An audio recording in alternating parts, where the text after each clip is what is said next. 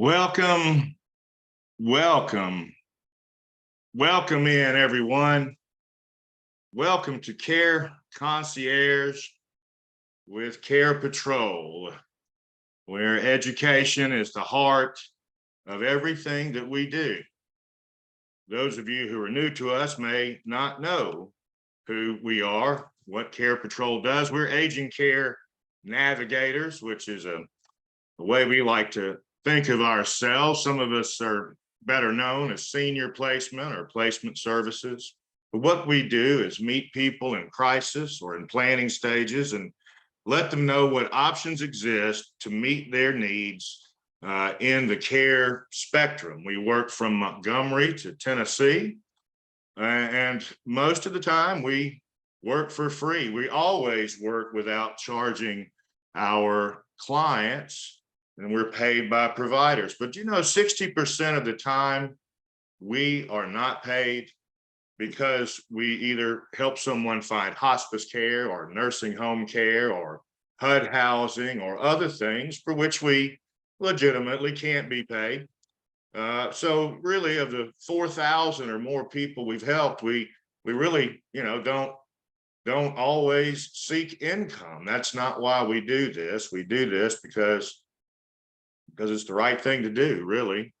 And we count on you.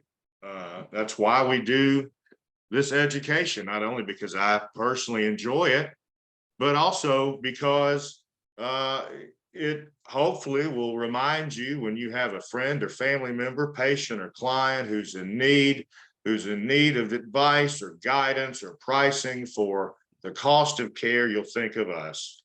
And that's what we hope. And so many of you do. And I just want to stop a moment and thank you for doing so. We truly appreciate you. Today, we're going to address ethics and cultural diversity.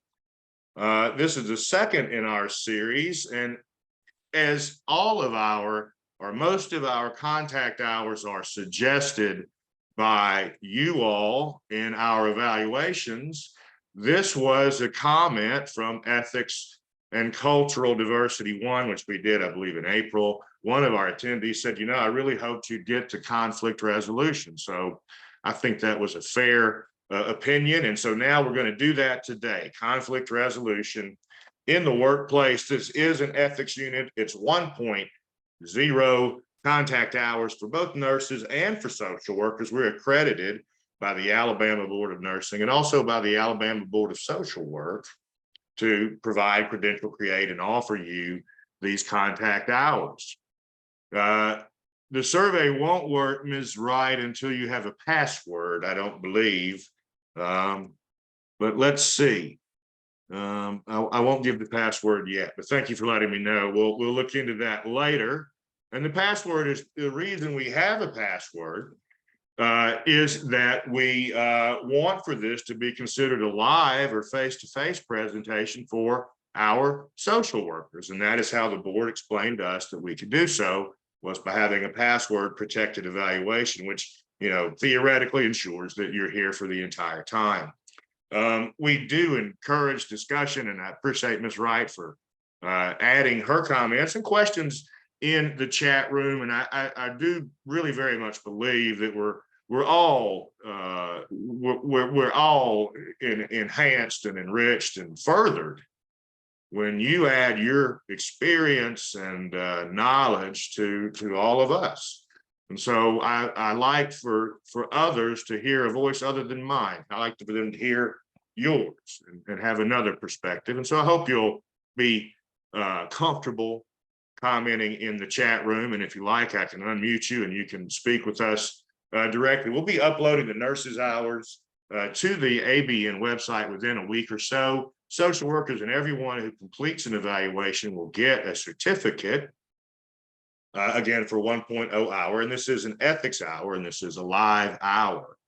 So we appreciate you being here today on a Friday. And Friday in healthcare, as and I know, is usually very chaotic. So thank you for setting aside time for yourselves and others to learn more about this. And I hope you do learn something. What we want you to learn, our objectives today, as we discuss ethics and cultural diversity 2, conflict resolution in the workplace, our objectives today are to, first of all, we're going to highlight some models of loneliness, if you can, and one of which is the dual concern model.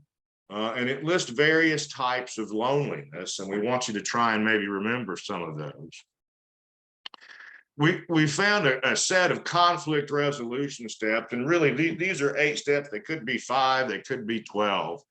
They simply are the same among the steps. They all involve sort of the same approach, and they're all tested and proven. And then we want to talk with you about something that happened just recently. The U.S. Surgeon General set out an advisory on loneliness, and we're going to get into that and maybe some solutions that were proposed. And I'd love to get your thoughts on what solutions you might propose. So let's move forward today. Here's someone coming into the waiting room. We left off in April with cultural diversity and with this quote from Mahatma Gandhi. Now, those of you who are younger may not know who Mahatma Gandhi is.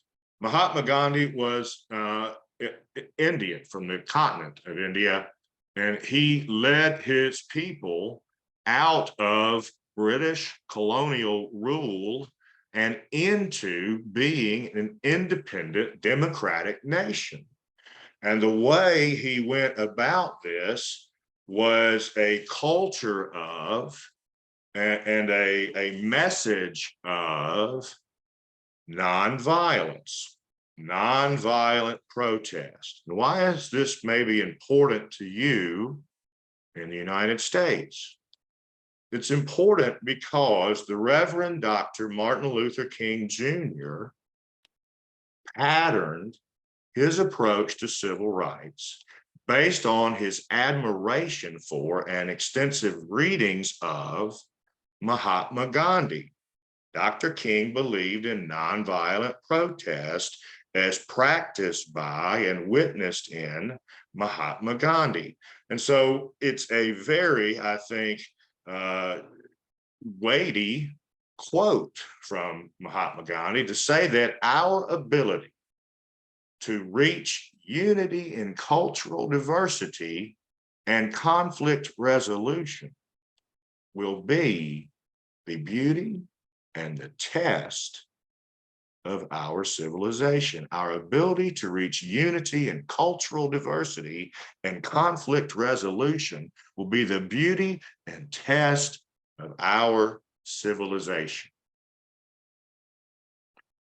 So culture can be defined in numerous ways, and we actually approached that in April. And what we'd like to say, just as a macro definition, is that culture is a complex pattern of ideas, of emotions, and of symbolic manifestations that tend to be expected by, reinforced by, and rewarded by, and within a particular group. And so let me get the discussion started. I think there's no greater topic in the state of Alabama than this question, which any of you who've moved into the state of Alabama at any point in your lives were asked on the first day that you occupied and breathed the air here. Roll Tide or War Eagle. And Keldon Jones, you got the WDE. I mean, you are so funny. Every time you comment, you make me laugh. You're a joyful person. Thank you. Ms. Hale, Roll Tide, WDE, WDE. Got a lot of DEs. Wiggle, wiggle, baby. Thanks. Thank you, Ms. Jones. Roll Tide.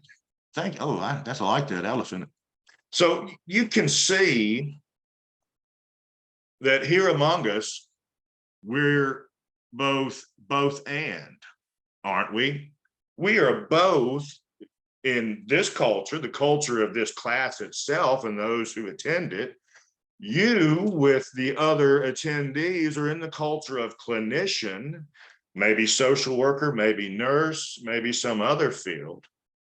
And yet you're divided at the same time in the culture of something else, which is college football.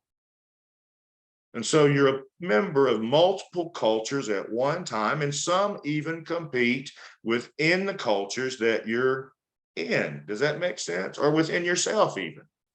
And so I want to go back through what we sort of went through a little more exhaustively when we spoke last on this topic in April, cultural diversity. We've identified 24 types of culture. Now, what does that mean? Does that mean that life is limited to 24 types of culture? No. There are an infinite number of cultures. Anytime two of us get together and have a shared language or other shared lingo or expectations or symbolic manifestations that are rewarded and reinforced by one another, such as this Zoom class is itself a culture of type of sorts. Okay. We have expectations within this class. We have norms. We have symbolic manifestations. There are things we get from it and give to it. That's a culture.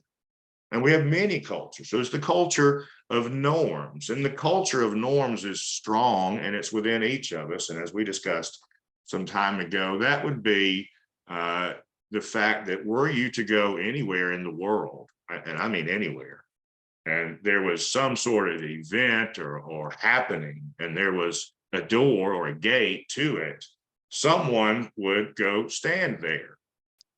And the next person who came up would not go and stand beside them, probably. Certainly wouldn't go and stand in front of them.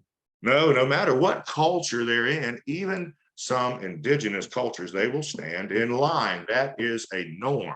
Standing in line seems to me to be the most omnipresent value that any of us exist. There are roles. You are clinicians.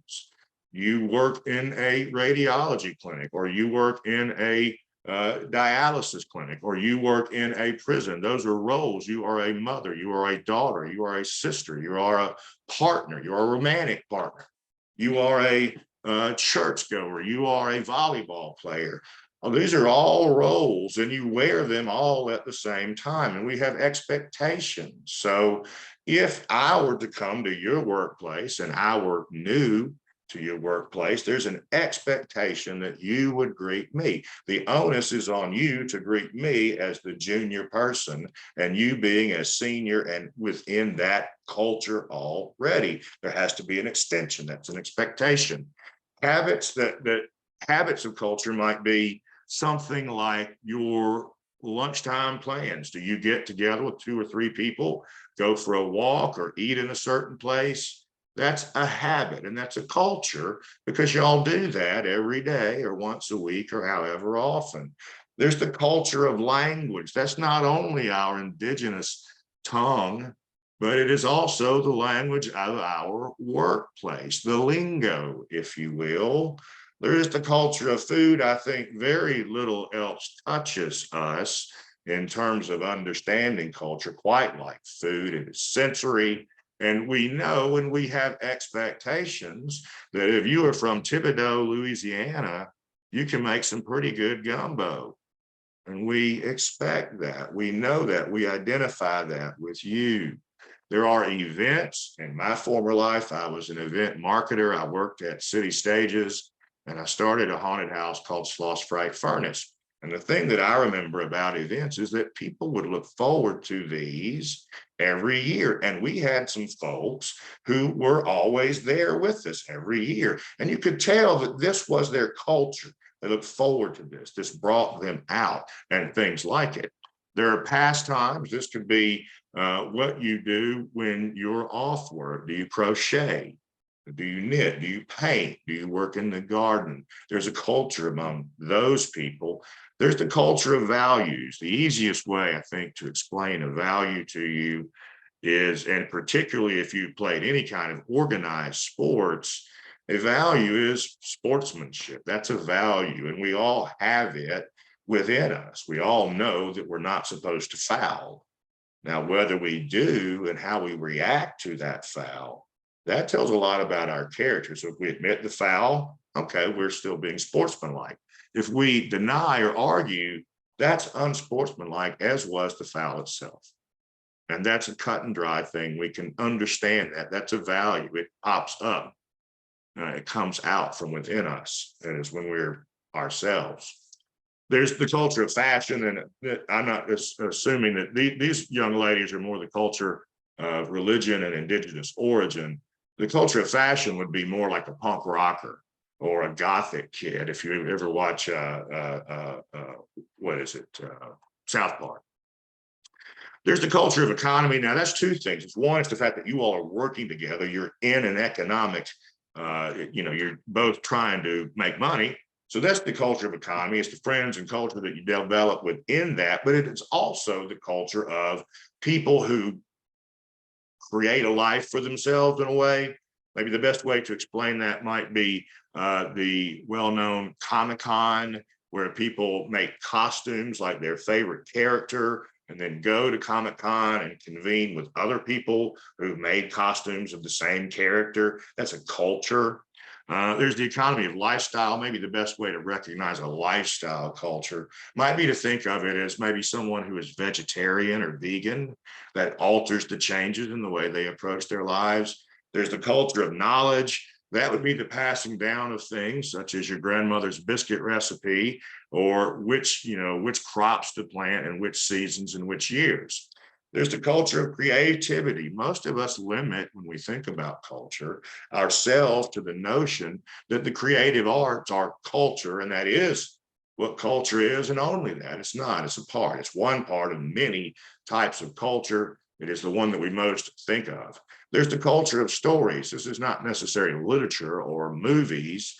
This is more the stories we tell ourselves about ourselves, such as our family history or our fraternity or sorority history or the American Revolution. And like the American Revolution, these stories may not necessarily be the whole truth. There's the culture of symbols. The easiest way to think of this, I think, is the Nike swoosh. You know what that means. It means excellence, greatness, quality, all of those things, fashion. It hits all those things. The Nike swoosh, I think, is better known now than Coca-Cola, if that could be possible. But those are the symbols of modern times. There are rituals. Rituals are not necessarily religious in nature, so although you might think they would be, a ritual would be something like going every year for 12 years to the back to school orientation for your child. That's a ritual. You do the same thing. You have the same expectations. It satisfies a certain need or box check. That's a ritual. There's a rite of passage, which would more be something like a bar mitzvah or a bat mitzvah that someone of the Hebrew faith would undergo to show that they are now adults. There are holidays, of course, we know what that is, and epic meanings. September 11th is an epic meaning, and we all have a way that we approach that day. There's the culture of community, which we are, as this Zoom class is the culture of community. There's the culture of consumerism. And by this, we don't just mean people that spend all day on QVC. It's people who are trying to have a certain thing, maybe a collection, to identify with or identify themselves as. I think of Disney maybe as the most apparent of these.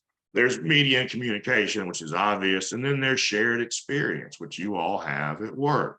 So if you think about it, just as an aside here, I haven't asked this question formally in our presentation, but I'd like to know, of these 24 cultures, how many do you feel are at work within you at any given time? Is there only one? Are you a culture of one? Or do you see that all of these might come to the fore at different points and in different relationships and, different, circumstances?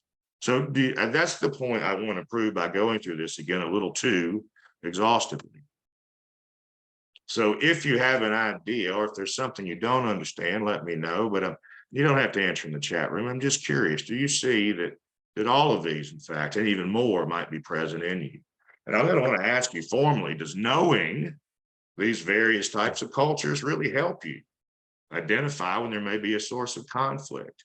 Does knowing that there are various types of cultures at work within not only you, but the person with whom you have a conflict, does it help you to identify the source of that if you sit back and think about what cultures might be at work in the person with whom you have conflict? Does that help? Excuse me 1 second, get something going. So conflict, according to the Cambridge Dictionary, is an active disagreement between people with opposing opinions or opposing principles. And of course, that definition leaves open the idea that disagreements may occur at any moment between anyone for quite really any reason. Now, conflict can be helpful when we do stand up for ourselves or for others. It helps us to evolve, to grow in confidence, to grow in our ability to stretch ourselves, to learn how to work together. But if we handle conflict poorly, we're going to see as a consequence anger, divisiveness, and even more problems. So there are, of course, personal differences such as values that we discussed and personalities, ethics, age, education, gender, background, on and on and on. And so any of these actually might be an object of conflict if we converge with someone within one of these arenas, like political beliefs, with whom we don't share the same values. It may occur if we don't share the same goals or way to reach a goal or process. It may be that we are, whether we know it, in competition. It may be that we are excluding others or we feel excluded by the opinion of the person with whom we have conflict, and it surely points overall to a lack of communication. So generally, though, workplace conflict falls into two categories. There's personality conflict, and these are disagreements between individuals, and these are generally emotionally driven disagreements. And then there's substantive conflict. This is tangible, this is real, it's task related. It may be something like a decision that your superior makes. It may be your colleague's performance, or it may be the direction that your department is heading now. And any of these, if unaddressed, can spiral. So the most common causes then of workplace conflict would be, first and foremost, unclear responsibilities. There may be some members who feel they do more than others. They may not feel that they've been rewarded with more responsibility or less. And it may then undermine the team by duplicating work or having work fall through the cracks. And then, as all of you know now, there is competition for resources in healthcare. So money, materials, equipment, and particularly people now are limited. And then there's different interests. So you may be focused on one particular goal, departmental goal, while your colleague may be focused on another. And those two may seem, at least, to be in opposition. And they're common at work, these interpersonal conflicts. In fact, there was a survey of 2,000 or so US workers in which 94%, so they had worked with a, quote, toxic person in the previous 5 years. And the top source of tension on the job has been reported as being the relationships, people. So, and people worry, they react in ways they later regret, which causes greater harm to the relationship. And some may even find that they withdraw from work entirely, something they once enjoyed. A New York Times survey, this is surprising, and I threw this in for y'all. A New York Times survey of 4,500 or so healthcare workers, doctors, nurses, others. 71% who were surveyed said that disruptive behavior or toxic workplace behavior, in other words, such as an abusive, relationship with maybe a physician, or condescending or insults from others on the team, even insulting you personally. They say 71% of these tie this behavior to medical errors. 71% of medical errors, in other words, in their mind, occur because of this. 27% tie these to deaths. And so you, particularly in the field you're in, need to be ever vigilant about conflict resolution inside your department, clinic, office, wherever, not to mention your personal life, of course, which goes without saying. I want to ask, though, and I don't want you to, and this may be a little much because you may feel like they may know, but if you're confident and comfortable that you can say so, would any of you, like these 94%, say that in the last 5 years, you have worked with a toxic person? And of course, don't name them, please, but just a simple yes or no would do. Have you worked with a so-called toxic person in the last 5 years? And you might, if you say yes, you might say, well, how do you deal? Do you avoid? Do you try and engage? How do you live with this relationship? And it seems that far too many of you, and I appreciate the answers, have said yes. And that is the worst. I had the privilege of not doing that, but I know it would be hard. Oh, Miss Phipps, you eventually changed jobs. My goodness. I'm so sorry, but I always think those sorts of things may be God's plan, and I'm sorry to be religious with y'all, but where we end up is, I think, where we're supposed to be. So conflict resolution is then the process of resolving this dispute that you have, and whether it's a co-worker, a manager, between a manager and a team member, or a service provider, or a vendor, or the workforce, or in the entire department. If you have a conflict, the best thing to do, the best course of action in this order is all around negotiation, communication.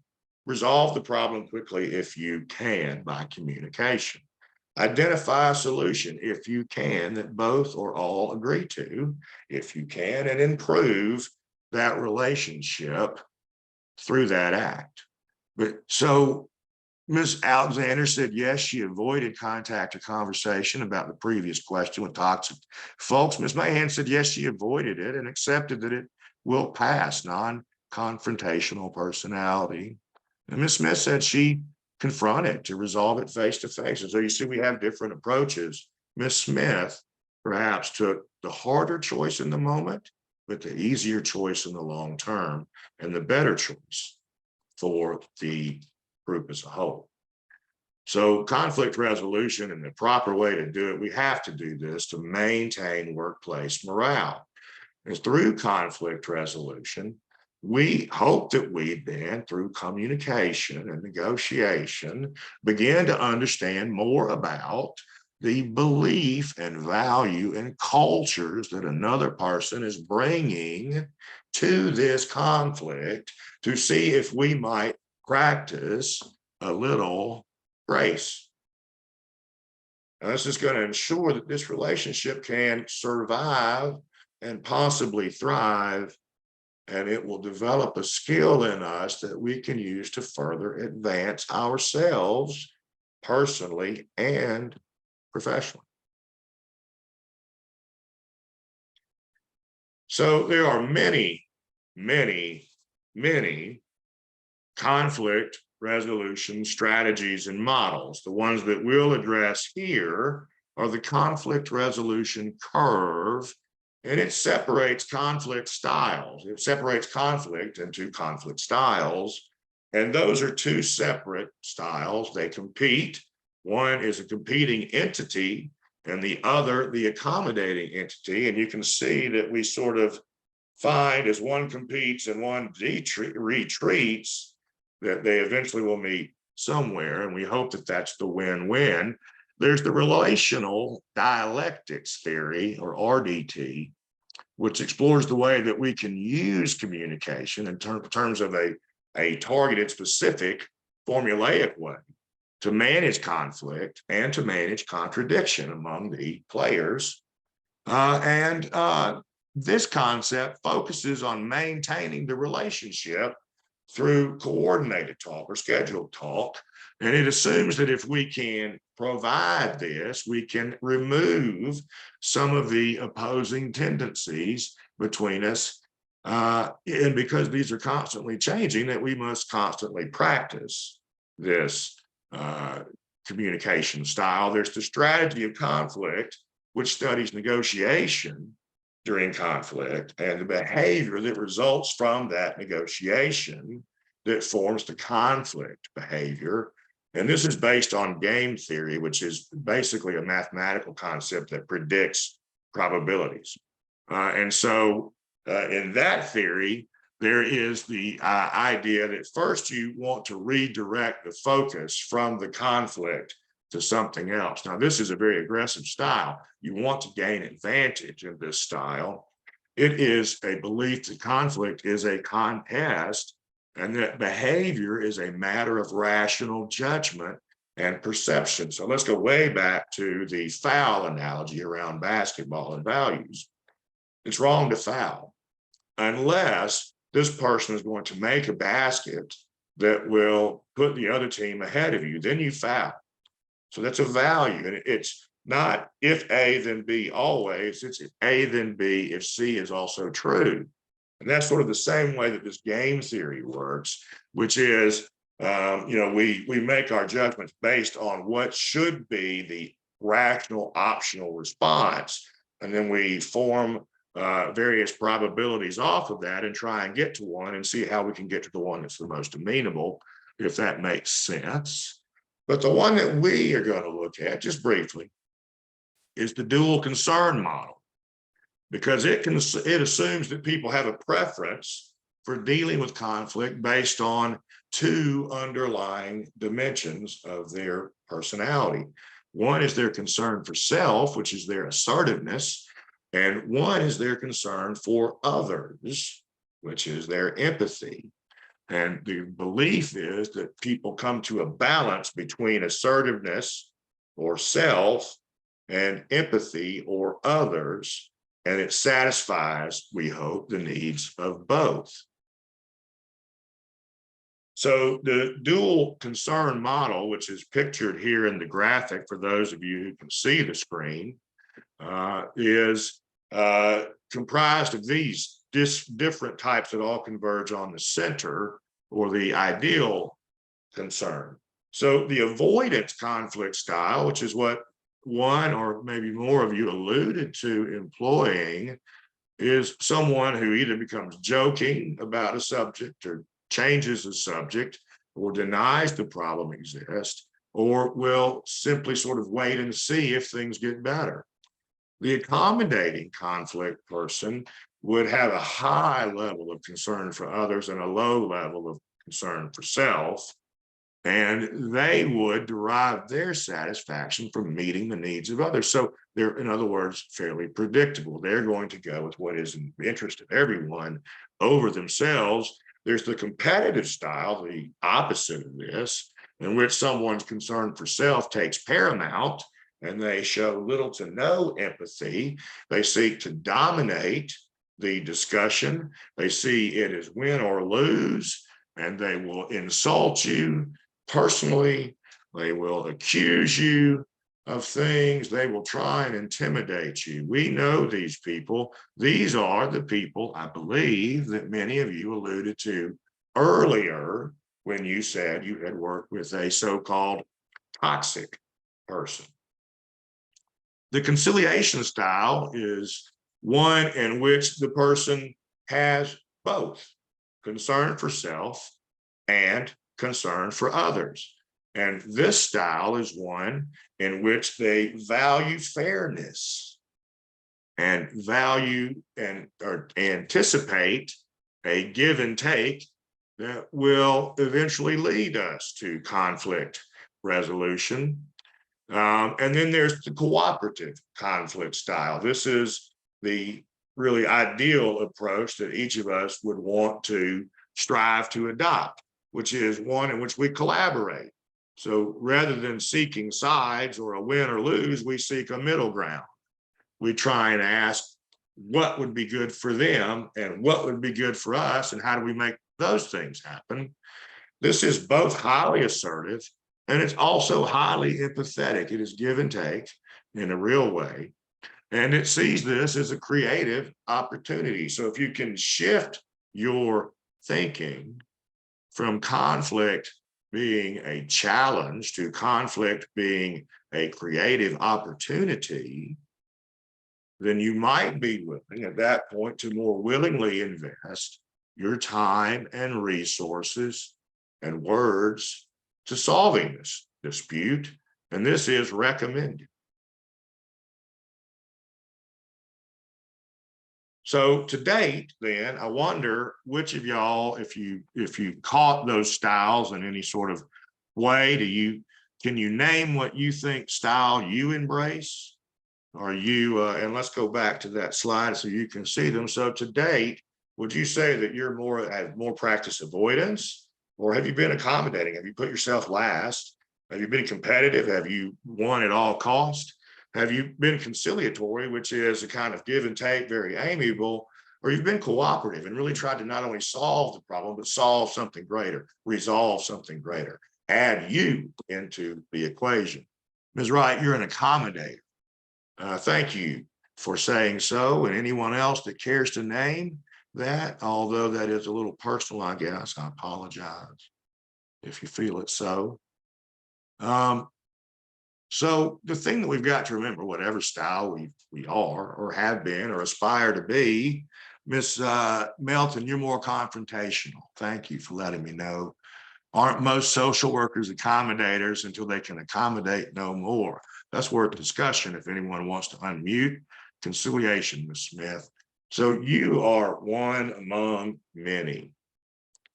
And so let's just take something that's kind of, every day. You may find that your colleague is late 5 minutes every day, and that this causes you great consternation. That this person is 5 minutes late every day to every meeting, and yet there is no consequence from the superior, from the management, or anyone else. And you, your whole life, have made it a practice to be not only on time, but early. So for you, it's not only that they're 5 minutes late, for you, they're 15 minutes after you arrived. And this is a source of conflict. Now, if you are practicing naive realism, which most of us do, you believe that you're seeing this objectively. This person is 5 minutes late. Being late is always wrong. Okay? There's an ethical thing I'm throwing in for you. And anyone who has another view is just simply uninformed, or they're biased, even worse. And so we recognize and resist. But if you challenge your perspective, challenge yourself to go beyond naive realism, you might ask yourself, well, how do I know that what I believe is true? How do I know that being late is always wrong? What if I'm wrong about that? How would I change my behavior if I didn't think that it was always wrong to be late? Would I get more accomplished, possibly even sometimes? What assumptions have I made? Is this something I carry from early in life, from childhood, where I've been told this, and I've carried it through life, and I've never questioned it? Or how would someone with different values see these things? And so let's assume then that the person with different values is the person who's late. And the person who's late stays an hour late every day, although the person who's upset, you, leave pretty much at 5. Now, they may say, I can be late because I give other time. And they may be justified. And so you might see that where you saw a conflict, maybe one doesn't truly exist. They're giving of themselves in the way that they can. You're giving of yourself in the way that you can. You don't need consensus on the facts of what's happened. or who's to blame. You need to focus your focus on what should happen next. Ms. Helms, you're definitely an accommodator. Mr. Alexander resolves the issue with everyone present. Ms. Phipps agrees with you, Ms. Dean. And Ms. Jones says it depends on the situation. Thank y'all for engaging me and one another today. That is really what conflict resolution and communication is about. So we talked about the one bias, which is naive realism, but there are some other biases that may be affecting us too. So as we run down these questions of ourselves so that we can understand our part in the conflict, let's ask ourselves, are we guilty of fundamental attribution error?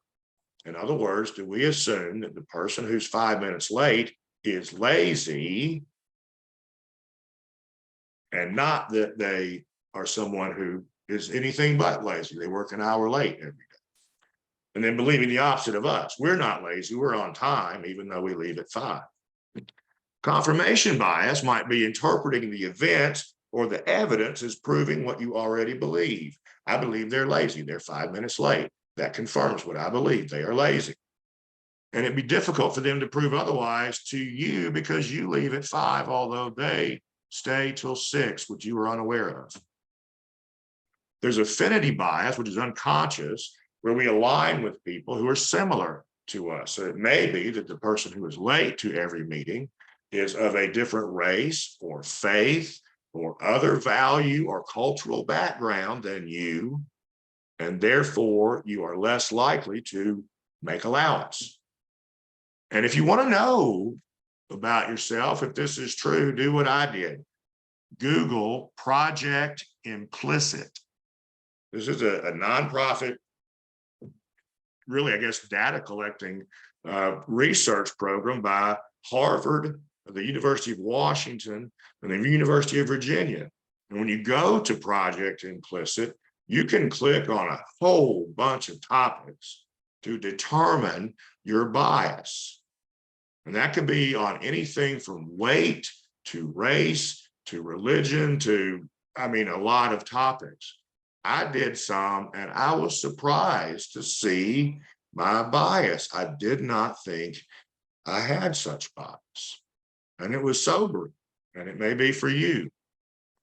And then you want to play devil's advocate with yourself. And I would suggest this is generally a good plan when making decisions. Flip it and test it. If this person were the same as you, would you make the same assumptions? And would you say the same things? Would you treat them the same way? Would you behave the same way? So if your colleague was a different gender or race, how would that be different? And then ask someone you trust. Ask your life partner, your spouse, or your romantic partner, your children. Tell them briefly your situation and say, here's my position. Am I right or am I wrong? Get a second opinion.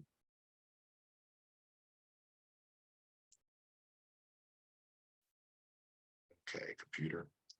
So who then, I want to know, and you don't have to name a name, you can name their role in your life, but who do you find that you trust the most in your life about your workplace? And you don't have to answer that necessarily for us, although I'm curious, but answer that for yourselves. Who do you find that you trust the most about your work life? A BFF who does not work. That's good. And I'm glad you've got somebody. And I hope we all have somebody. You know, on Monday, I believe it's Monday, we're doing the loneliness epidemic.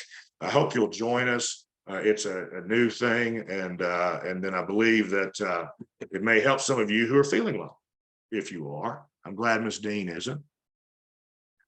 So conflict resolution is to, first of all, we want to know our goal in these conflicts. We want to stay focused. We want to be clear about our goals. And what are our goals? Well, simple.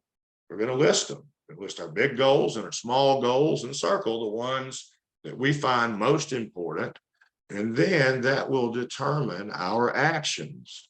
Now, we want to set goals low. So if we want to say, with the case of the person who's late, I want to try and just be accepting the next time they are late. I want to try and be calm, and even maybe something like, think of a nice thing about them, okay? Don't set your goal as have a exceptional relationship with this person. That's too much. Start in small steps, baby steps. Set your goals low. And then once you've decided what those goals are, write them down. You know, and many studies have shown this, that if you write down your goals, and particularly daily, you have an almost 1.5 times likelihood of achieving those goals. Oh, I'm sorry, I've gotten backwards, y'all. I'm all messed up. Let's see, here we are. Refer to these goals each time you think you're going to interact with your colleague.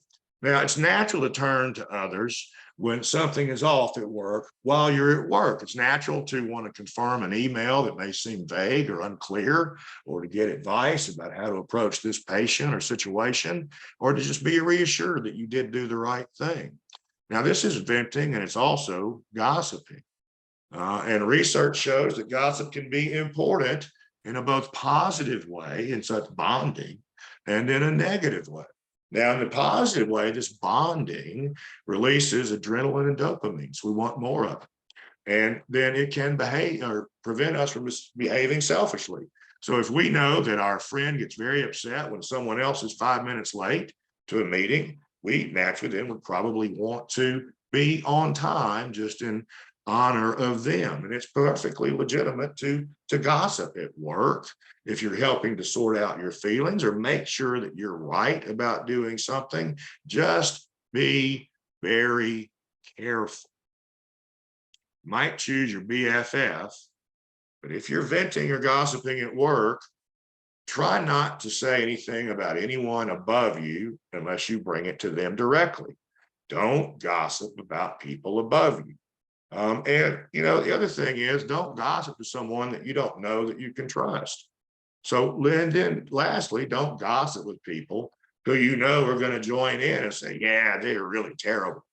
No, you want someone that's going to say, you know, yes, she does 5 minutes late to every meeting, and I find it frustrating too. But did you know she stays every day till 6? And so let them challenge your perspective. They may even disagree with you, and you may find that you, in fact, were wrong in that particular instance. Now, has gossip ever served any of you well? I wonder. Have you found that gossiping or venting has served you well? It can, you know. Have you bonded or become best friends with someone because of that relationship? I'd love to hear it, but I think I'm running a little late. And so I'm going to keep going fairly quickly. So, you want to get your colleague to deal with you in a straightforward way when you're having a conflict. And that would depend on the context. So who you are, who they are, the nature of your relationship, and the norms and cultures of your environment. So you might want to test some methods before approaching and confronting them. And so, as I said earlier, if you're someone who is upset that someone's always 5 minutes late, try to set these goals. Do something differently. Take a different tack. Maybe even reach out in a friendly way. Make it a point to smile when they sit down. Catch their eye and smile. That will change you. It will change you. But expecting different results from doing the same thing, rolling your eyes and huffing, that's not going to work. Conflict expert Jennifer Goldman Wetzler says to interrupt the conflict pattern of the past by doing something the other person doesn't expect, which is you to look them in the eye and smile when they're late to the meeting in our hypothetical. So stay curious. The thing about staying curious, and this is really about staying curious about you and the things we've talked about, personalities, cultures, types. Salvador Minuchin, who's an Argentine therapist, says certainty is the enemy of change. That's fairly straightforward, isn't it? We know that. We know that curiosity about other people wards off these biases we've explained, prevents us from stereotyping and thus drawing lesser conclusions of someone, and helps us approach a situation creatively. Ashley Talbert says an individual can focus on their own work ethic and not worry about what their coworker is doing. Great. That's another way to set a low goal. I don't even have to engage them, just not think about them at all. So you want to draw questions from your curiosity and not biases. If you catch yourself unproductively halting back to those neural pathways you've burned over the weeks, months, and years you've had this feeling, you might want to take back and say, well, how have I persevered with people? How can I get people to not be late? What do I stand from getting people to not be late? And what happens if people aren't late? Well, how does things change? So stay curious and keep asking yourself, if the conflict persists, well, what are some more ways I can address this? How can I look at it? If things go way south, you might use a third-party mediator. These are mostly called for in most agreements now, if you've signed a contract in the last 20 years. Mediators are really looking for the win-win. They're listening to both parties. They're explaining what the other party is saying in case each other really isn't hearing each other. They try and find something common and then build towards that and look for the win-win. And you might choose anyone as a third party, a work colleague whom both of you trust, your manager, someone in a different department with whom you have coffee, whomever it is. Doesn't have to be anything formal, but choose a third party. And if you're having any conflicts at work, this is a question for you, and you can answer it if you like. But if you're having any conflicts at work, what might be the other person's perspective? Here's our 8 steps. We said we'd hit them. Let's go through them quickly. Understand the conflict. We've talked about that. Think about what you want and go through the exercises of setting goals and understanding what the outcomes are. Explore the alternatives. Take the alternatives into consideration before you sit down and already know when you'll walk away and what you won't accept and what you will do if you can't reach an agreement. And then compare what presents itself in reality when you sit down to the notes you made and decide the best solution between those. You want to do this in a private, neutral place. I can't stress this enough. Research shows that this works in private places. It doesn't work in public. We all know that intuitively. You want to be an active listener, which means saying back to them. So what I hear you saying is yada da da da da da da da da da da da, and I should do blank. Did I understand you? Is that what you're saying? And let everyone participate, avoid forming the assumptions, and remain calm. So have you practiced active listening in the past? And if you did it make a difference? Be aware of your body language. So if you're with both feet on the ground, both hands on the table, you look trustworthy. If you're leaned back in the chair, you look unengaged. If you have your arms crossed, you look like you're upset. So be aware of that in the expression on your face. Relax and avoid the always and never trap, because always and never don't exist. Identify your common goal. We've done that. Invite the other party. Here is my common goal. Here is what I would like to see. What would you like to see? When you know their common goal, you can begin to work towards it. Then you can brainstorm solutions, look for win-wins or compromises that will win, discuss each idea, consider whether it can actually be employed. If it can't, discuss why it can't. And if it's between you and someone under you in seniority or title, do their ideas first. Agree on your plan of action and implement it. Those are 8 steps. And we want to use these skills, these 5 skills, when doing those 8 steps: raising the issue early, managing our emotions, showing empathy, practicing active listening, and acknowledging and accepting criticism. So prove that you understand that criticism, acknowledge that you're part of the problem, and try again. And there's our code word: epidemic.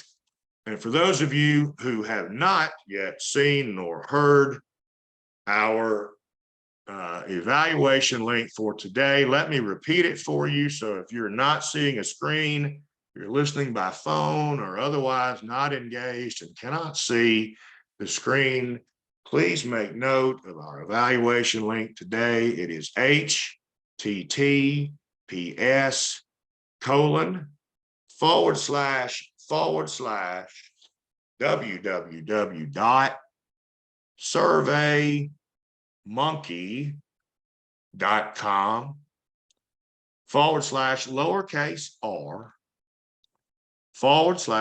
all uppercase letters, V as in victory, M as in Mary, B as in Betty, Y, F as in Frank, 2, F as in Frank. That's our SurveyMonkey link. And the password here on the screen is epidemic. Epidemic is the password. It's a capital E, and there is an epidemic going on of loneliness, which is what we are going to discuss on Monday. So I'm teasing Monday's presentation with today's topic. So loneliness epidemic will be producing on Monday at noon. This is a new topic. You may have seen it in the news lately, and I'm looking forward to doing it.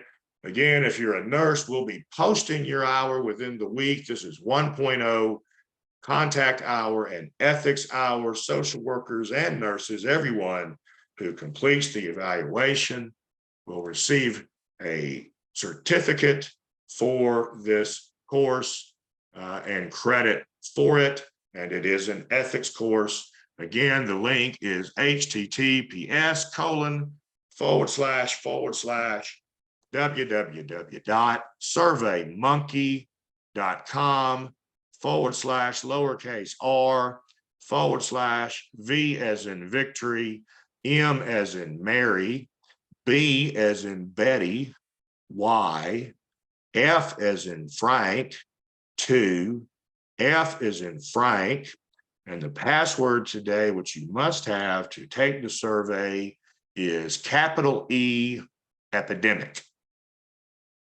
Thank you, Ms. Melton, and thank you all for being with us today. If there are any questions about today's topic or Monday's topic or anything at all, we'll have a little bit of time, about 2 minutes. Be happy to answer those for you. Thank you, Ms. Clardy. Thank you for being here. And thank you, Ms. Hightower. We appreciate that. We appreciate you joining us. We appreciate you referring us when someone comes to you in need, in crisis, with a parent in the hospital, or a loved one who's recently had a stroke, or someone who is 61 years old but just wants to see what's out there. Let us know. We're free. We love to help them.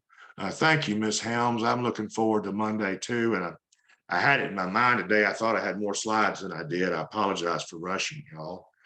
Thank you, Ms. Alexander. I appreciate that. Thank you. You're always so kind, and I appreciate that. Thank everyone for being here. If there are no more questions, then I will look to end today and actually see you then on Monday, we hope. Please see us then, and please have a great weekend. Treat yourself and do whatever it is that you find to be self-care. Thank you all.